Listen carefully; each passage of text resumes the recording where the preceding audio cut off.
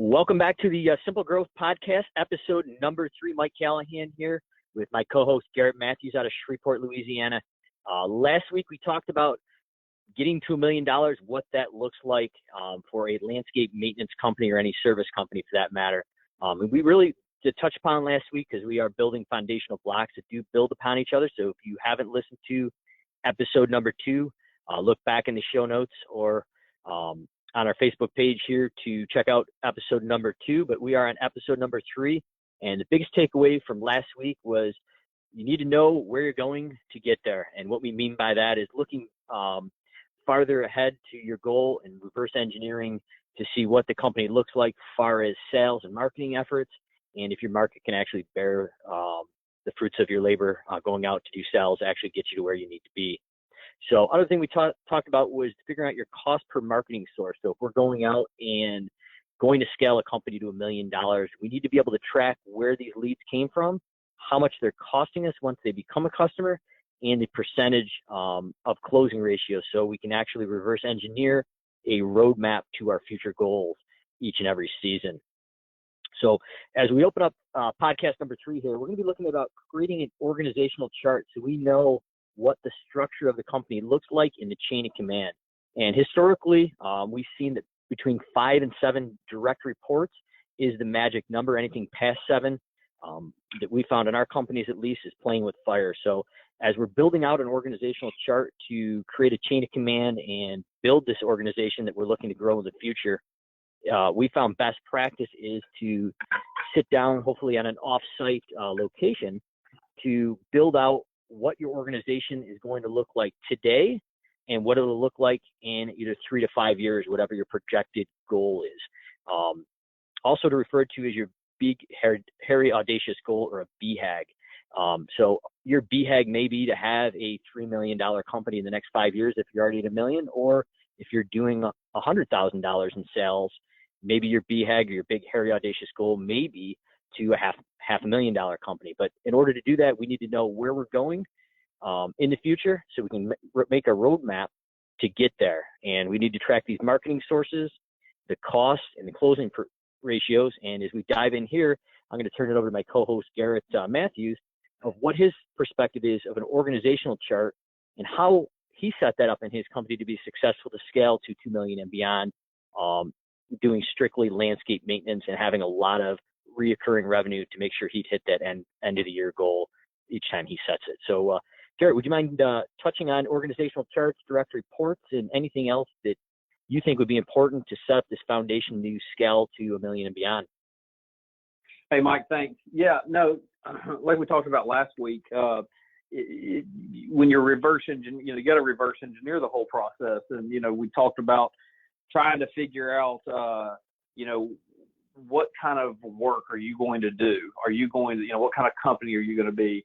I'm an advocate for simplicity and small, but, figuring out, what is your service offering going to be?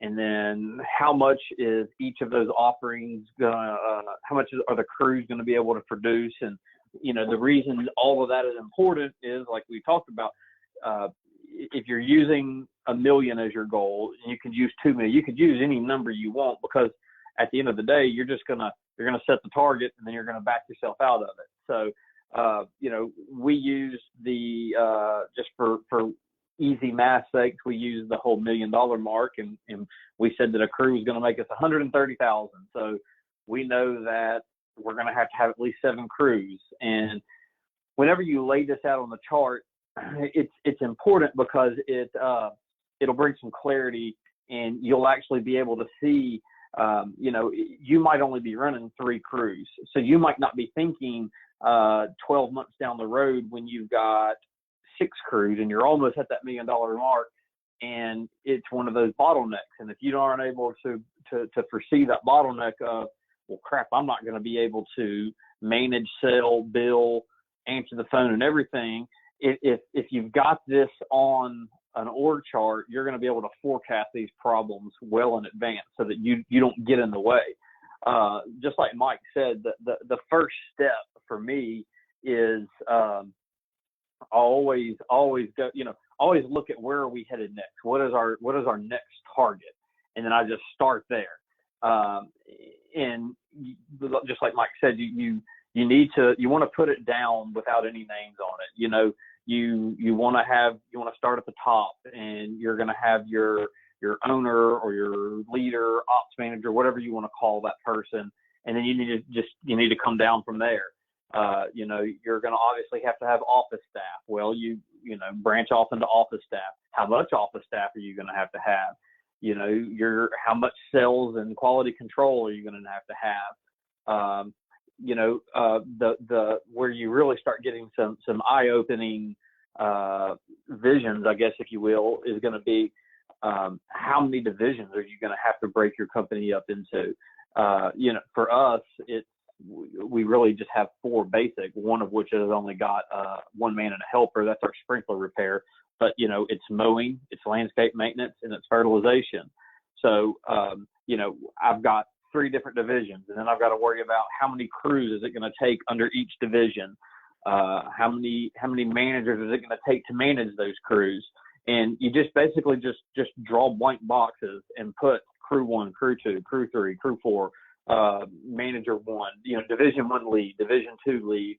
And you need to get this all mapped out. You need to get it all laid out. It's not hard, but you might see, you know, you might spread this out. You might have 7 divisions. You might be doing mowing. You might be doing maintenance, sprinkler, fertilization, design build, patio. You know, it might show you that, holy crap, I'm spread thin, and no wonder I hate my business, because there's just too much to manage. And like I said earlier, that's where the whole pumpkin plan mentality will start coming in, and it really does pay off, by the way. But anyway, once you start laying this out, you can start dropping in names now.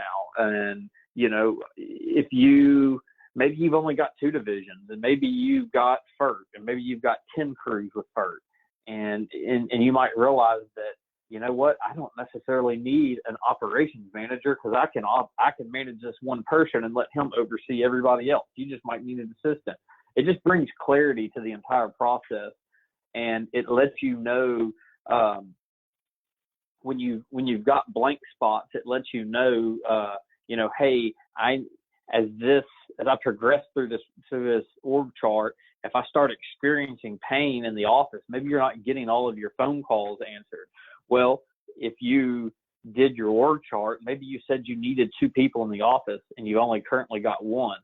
You know, the org chart's going to tell you, you know, it's going to kind of ring a bell, and maybe you need to start thinking about bringing in that second person in the office, or maybe you need to start bringing on that second assistant to manage another division. Like I said, it's just all about the clarity. It's all about giving you a very simplistic roadmap to follow, and giving you some things to look for, some things to expect, and some watch outs. So, the org chart is very important. The other benefit, I know Mike's really a big numbers cruncher. Whenever you have this org chart as well, it also gives you the ability to start kind of building a very rudimentary budget around it, knowing what it's going to cost you to make that $1 million, because plus or minus, you should have some rough figures of what is each of those crews going to cost you. Not necessarily, it's going to be important to know what your marketing spend is going to be, because you're going to need to know how to get customers to even fill that crew. But it should be able to tell you, well, you know, it costs me $20,000 to put a mow crew out on the road.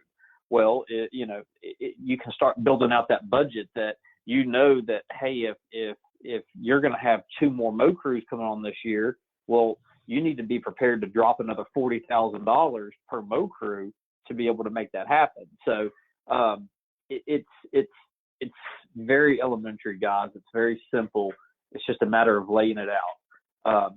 Mike and I built a very, very, very simplistic one using the Google drawing pad, and I'll put the link down here in the comments. But it's just, I don't want anybody to get excited, because it's just that simple. But you'll see what I'm talking about how you can just start just laying things out. And like we said earlier, it doesn't matter how big you're trying to get. The process is the same. Where are you going? What is it going to look like to be there? Back out of it. How many crews of this? How many crews of that? It might be that you need to start focusing on driving up your lifetime value of a client.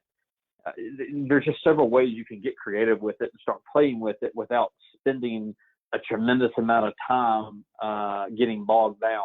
It just kind of brings a little bit of clarity to the whole situation. So I feel like I said a lot. Thank you for that, Garrett. Yeah, a little bit, but I think it was important. And I think one of the important things is about halfway through Garrett's conversation there that he just had with us is that the thing that when you're getting to that $500,000 to $750,000 mark, we find a lot of companies experience, especially I can attest to this, and Garrett, I'll probably ask him to share a story in a minute here, which is pretty interesting, is you'll find that to get to $500,000 or $750,000, what gets you to that point will not get you to $1 million and beyond.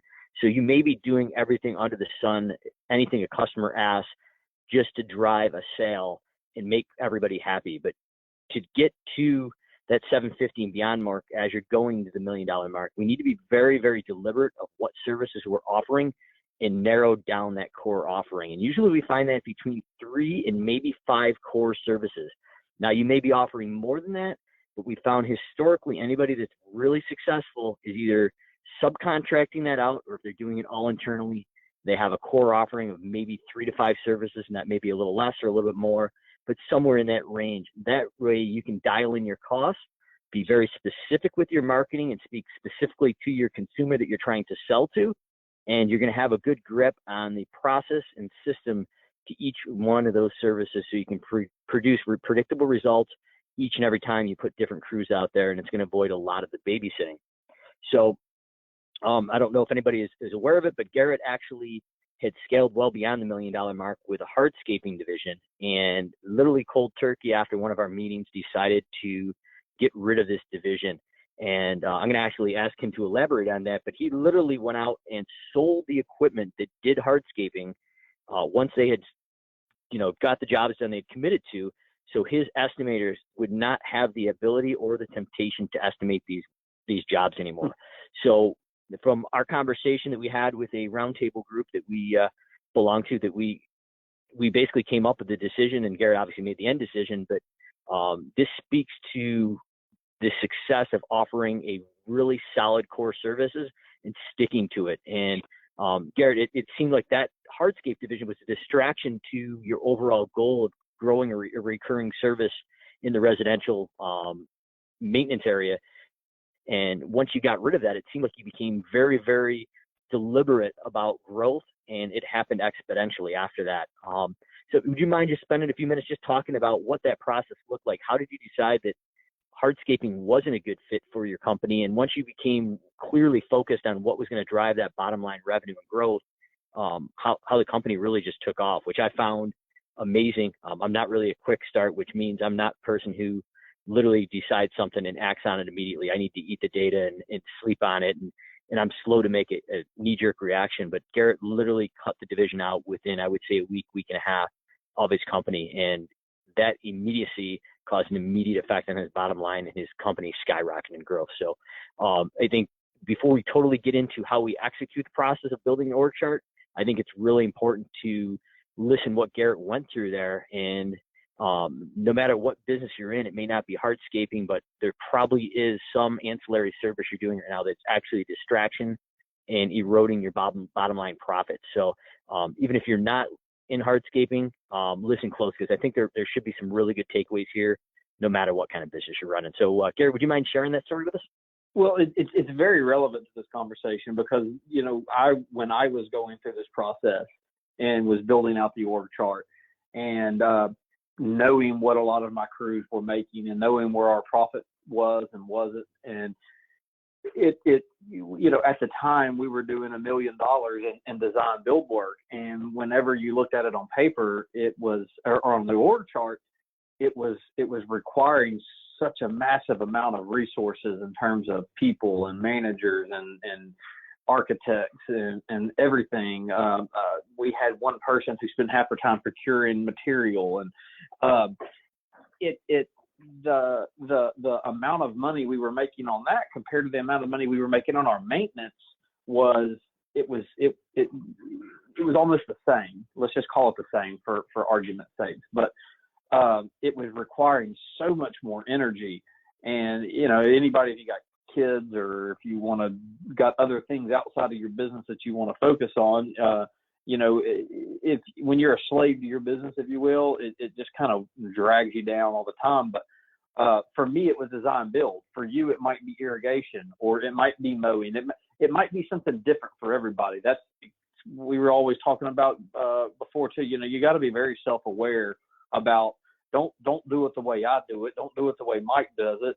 Do it the way that works best for you. You need to focus on your strengths. But for us, we had this design build business then, and it was okay. I mean, I didn't necessarily overwhelmingly enjoy it. It just was at the time, the work came in and we took it, and it just built up. And anyway, through the process of this org chart, it was glaringly obvious that, man, if we could just whack this one division out and grow these others, we're actually going to be more profitable. Because take design build, for instance, for me, the amount of management and resources to run certain amount of crews. Well, heck, I could have twice as many mow crews underneath one manager and maybe a helper. And before you know it, we're making twice the amount of money with less overhead and less headache. And therefore, your profit margins are going to go up. So you've got to be able to have a little bit of foresight. You can't be about the quick dollar whenever you make decisions like what we made. But yes, we literally decided, we just won't do design build. And at the time, we came in and we repurposed some of the guys, but basically we let half of the guys go, and we had deposits on some jobs that we had to get finished. And we said, okay, well, you know what? We're selling half of the equipment, and we're going to repurpose you guys, and some of the others we had to let go. And then we knocked out some of our commitments. It took us a couple of weeks, and I kind of sat back and I noticed, I said, well, crap, where's all this new work coming from? And it was our guys were so accustomed to just going out, oh yeah, we can do that. Oh yeah, we can do this. It was so easy that, it didn't matter that I said, don't do it. Sometimes we're just creatures of habit. So we came in one weekend and I emptied all the trucks off and took them to another buddy of mine's shop and sat them there, and we sold everything. We got rid of everything and had a meeting with our salesman, and it was basically, well, let me see you get the job done now if you get it sold. So it kind of breeded that necessity, that it kind of let them know that we were serious. Fortunately, we were able to repurpose a lot of our upper management people, and some of them went on to other jobs through referrals. So it really worked out. I'm also not advocating that you come in and cut half of your business out just to make a point. You've obviously got to make sure that it's going to work for you, but you can set some goals and you can start disassembling a division at a course that you see fit. Our good friend Rob, Mike, down in Baton Rouge, he's doing just that. He's same situation, and he's got a plan that over the course of a year he's going to get out of it. But that is where, for me, so yes, Mike, to answer Mike's question, I am almost double the size as just a maintenance company as I used to be, doing design build and hardscapes and everything under the sun. But it took the clarity of actually seeing it on paper and understanding that, man, if I want to keep growing, I'm going to have to keep adding all these different layers, and I don't want that. That's not what I want. Like I said, you may want it. Somebody else, that may be what they want in their business. But if you don't know what you don't know, if you don't have it drawn out, if you don't have it planned out, and you don't have some sort of roadmap to follow, then you're not going to know what you need, what you don't need, and where you're heading. So for us, like I said, it was blatantly obvious. I didn't want all that. I wasn't worried about the overhead. And like what Mike said, it enabled us to, we actually were able to grow faster, because now instead of trying to market, 8 or 10 different services, we only market 2 or 3 now. And so now all of our marketing dollar goes into those 2 or 3, and you become known as the expert in those 2 or 3 fields. And you're not just a jack of all trades. You're a master of a few.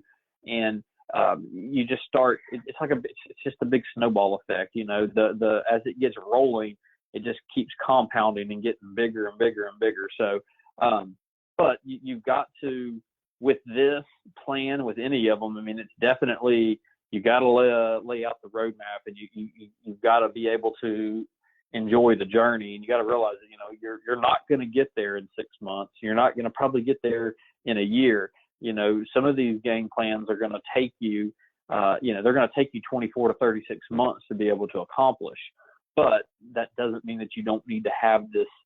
It's important that you act now, so that, when you do have this roadmap, and now okay, well, I'm not going to do these other services, I'm just going to do these. Well, now every decision you make is, well, how does this improve my stance towards mowing? You know what I mean? It's yes, I could go buy a commercial 60-inch mower and take care of this park for this large commercial client, but I've said I want to be nothing but a residential company. I want to focus on residential lawns only. So when you know that and you've got the game plan, you're able to go back and you're able to say, you know what, that's low-hanging fruit. Yes, that's a good opportunity, but that does not fit the game plan. That does not help my residential lawn mowing company. I'm not going to be able to use this equipment elsewhere.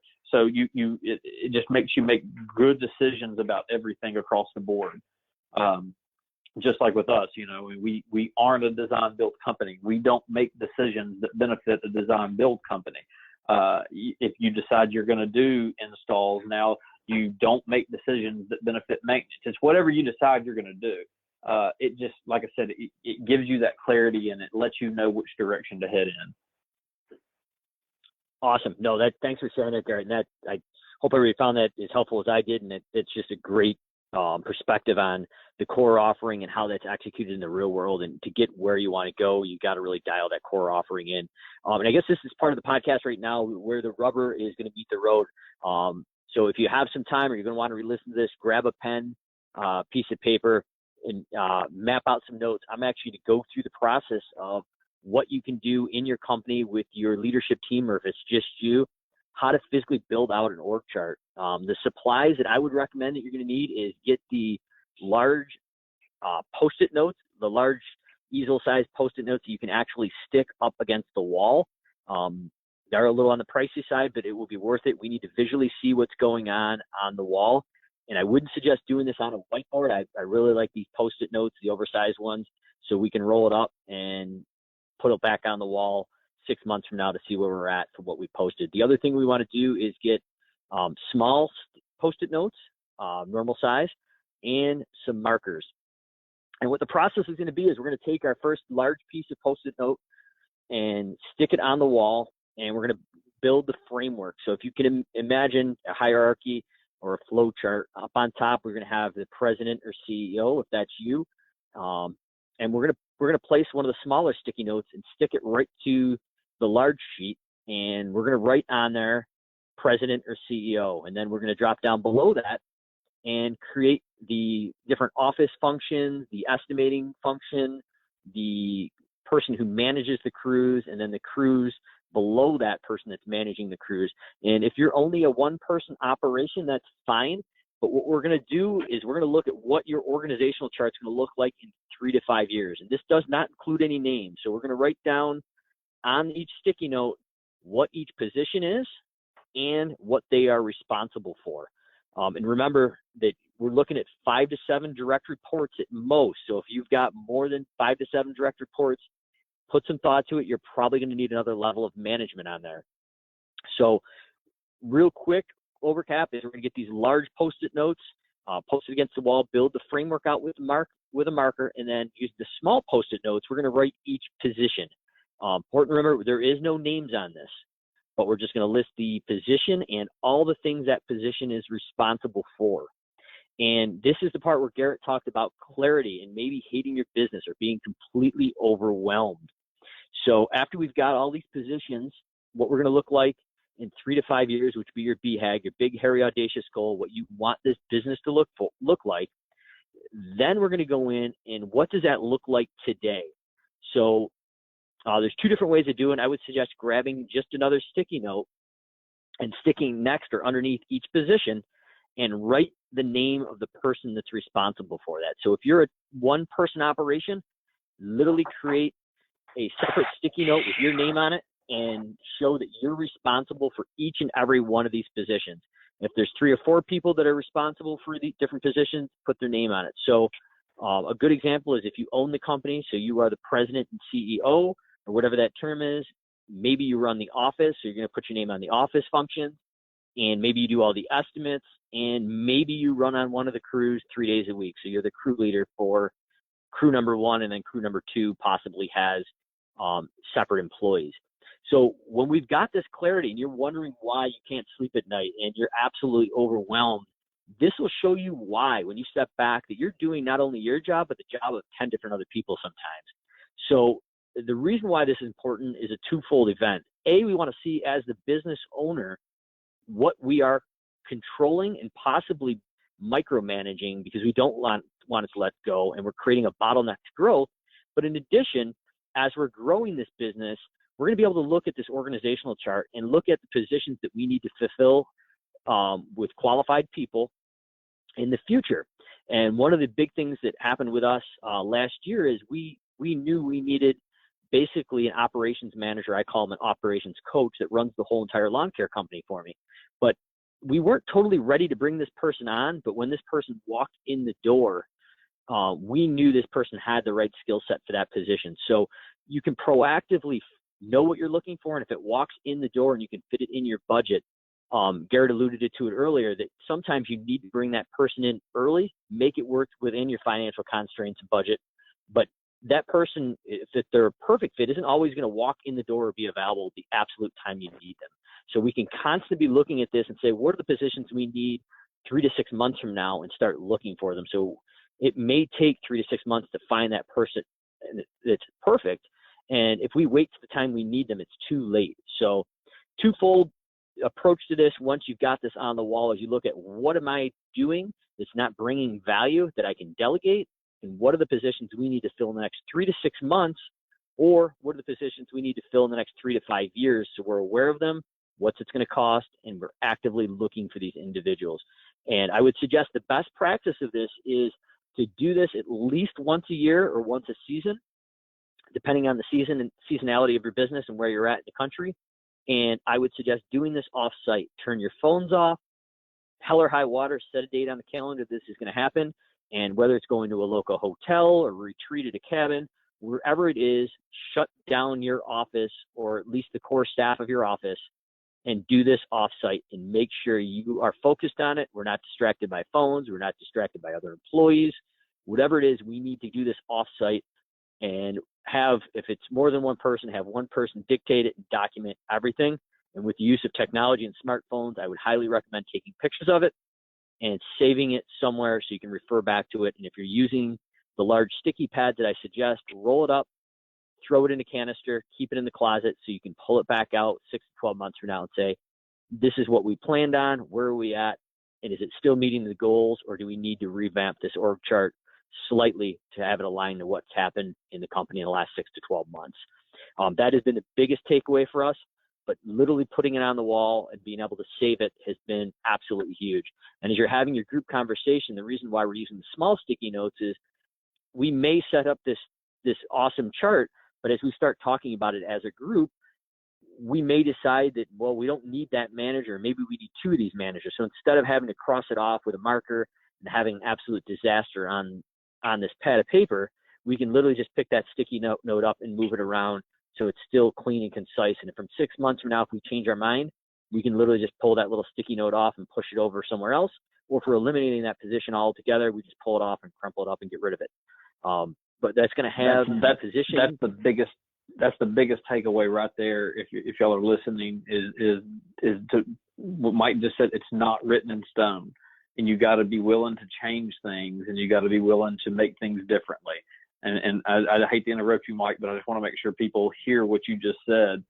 And even if it's just a one-man show and the one man's doing it all on his own without the help of anybody else, realize what he just said. It's not written in stone, and you got to be willing to adapt and change, because things are going to be different.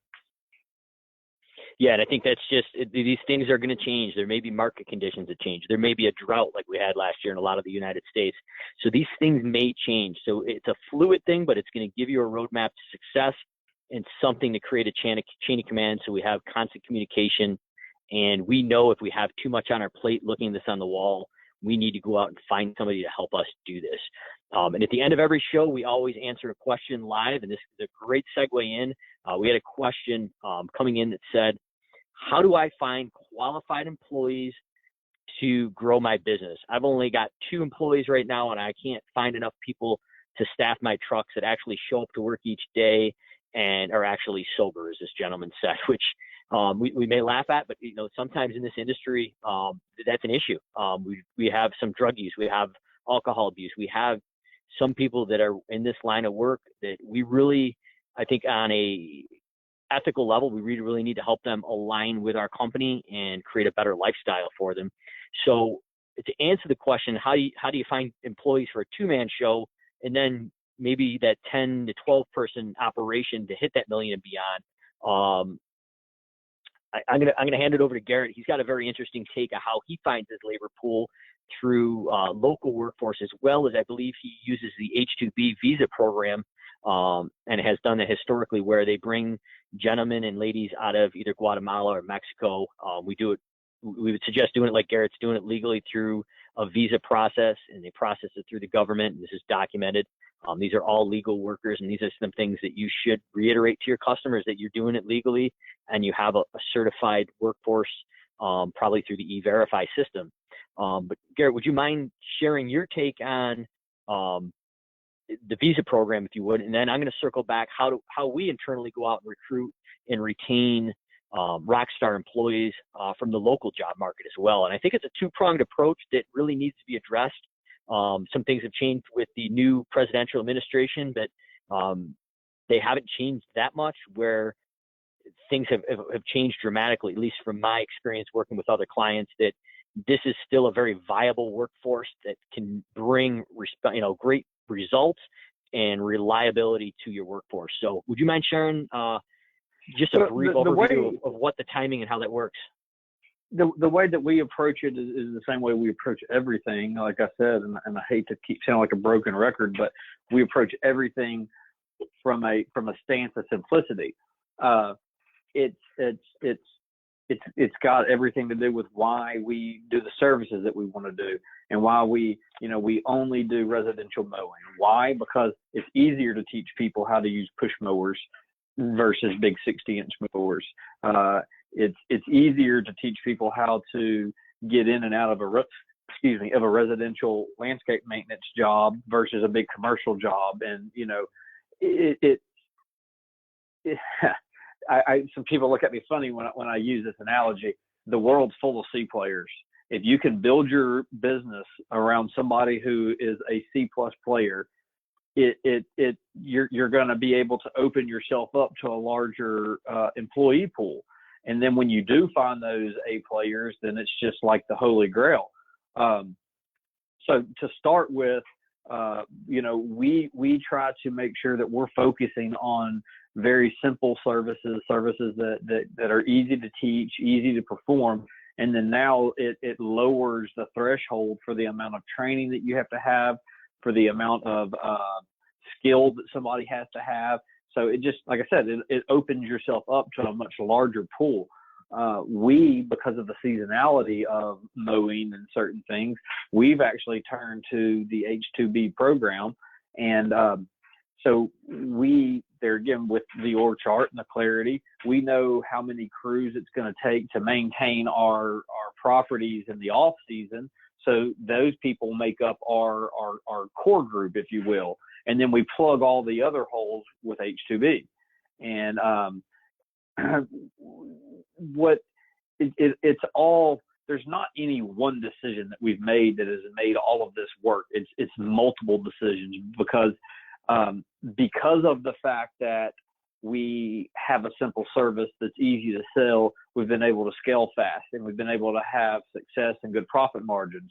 Because we have higher profit margins, we're able to pay our guys more. Because we pay our guys more, we're able to retain our guys. We offer, for the last 2 years now, we've done IRAs and health insurance. It's just not something you find in this industry. So we're able to actually turn it into a job and turn it into a career, and we're able to retain these guys, these core guys, and that helps. I've got 10 people that have been with us for 5 or 6 years, but it's because, you know, we've created the culture, and we've been able to really retain these people. And then whenever you've got guys that are tenured and staying here, other guys see that. They want to come in. Whenever you got your H-2B guys, we have a waiting list for H-2B workers that want to come in and work with us, because it goes back to the culture. But I would say that you need to focus on your service offering and having a service that is actually that can realistically be provided simply, something that's easy to train, easy to perform, and then start taking care of your guys, create that culture that they want to stay and they don't want to leave, and they want their friends to come in and work for you as well. But then also, if you have seasonality, you know, look towards the tools that are out there. And you know what, H2B, it might go away one day, but I'm not worried. I'll worry about that whenever it gets here, because right now we have H2B, and right now we're able to use it. So don't get so bogged down on the ifs and the ands and the buts. And you know, if it's here, use it. We'll deal with the other later. You know what? I mean, if it happens, it happens. But you know, look to stuff like H2B to plug some holes in your services if you got to. But stay legal if you can. Like Mike said, I mean, that's just another step that just differentiates you between everybody else. So, and I think that's important, Garrett. I would say culture. Culture is probably the biggest thing that I don't think that can be stressed enough. If you've got culture, if you've got a company culture, and if you'll take care of your people, everything else will take care of itself.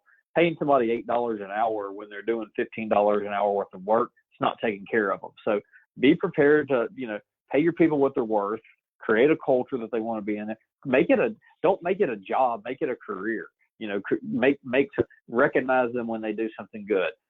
Send their wife a thank you card for, you know, allowing their husband to be devoted to your company. Just kind of go out of your way and focus on your culture, focus on your core people, and everything else will just kind of fall into place.